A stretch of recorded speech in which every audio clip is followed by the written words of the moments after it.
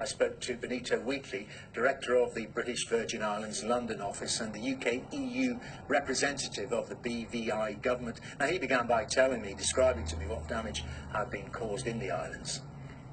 Communities have been devastated by this storm. Many people have lost their homes. The immediate need now is humanitarian relief.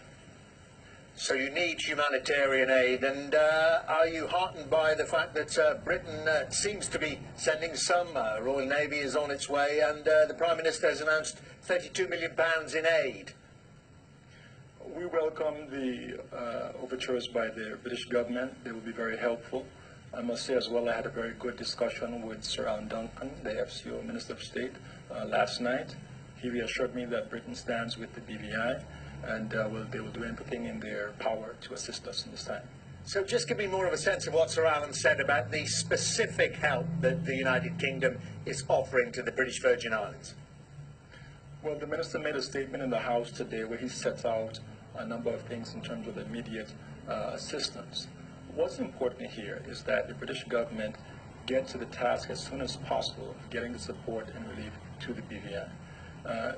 The communities are vulnerable right now, the people are vulnerable, and what's concerning is that there's another hurricane, Hurricane Jose, that is along the same path as Hurricane Irma. It will strike on Saturday at about 8 p.m. We need support, we need it now to reinforce structures so that people have shelter when the storm arrives. You think, don't you, that Britain has been a bit slow to react? We want Britain to put every option on the table to assist us in this relief effort. As I mentioned, another storm is on the way. It will be more devastation if we do not receive assistance ahead of that storm coming on Saturday. We want Britain to do everything in its power to assist us and assist us now. I know you didn't say yes or no to that, but let me compare and contrast with the reaction to its territories by the French and to its territories by the Dutch. They seem to have reacted more quickly. The British government has Navy vessels, one in the Caribbean and one on the way. What we need for them to do is arrive in BVI to assist our people as quickly as possible. As I mentioned, people have lost their homes. The capital has been devastated. There's much infrastructure damage. We need to have the support of the British. You are our partners, and we expect that you will stand by us in this time of need. British Virgin Islands are quite rich, aren't they, though? I think that you would agree with me that no matter how wealthy any society, a Category 5 hurricane would do substantial damage to structures and even cause loss of life. We just have to look at bigger countries that have experienced even smaller storms. We are just a small set of islands in the Caribbean, and we've been hit by a Category 5 storm with 185 degree miles per hour winds. We expect that Britain will do its part to support us during this time. Oh, indeed, but I mean, it's just that I have looked at the average per capita income of the relative of the two different countries, if I could call it, certainly the overseas territory. The BVI has per capita average income of $42,000. These things are calculated in dollars.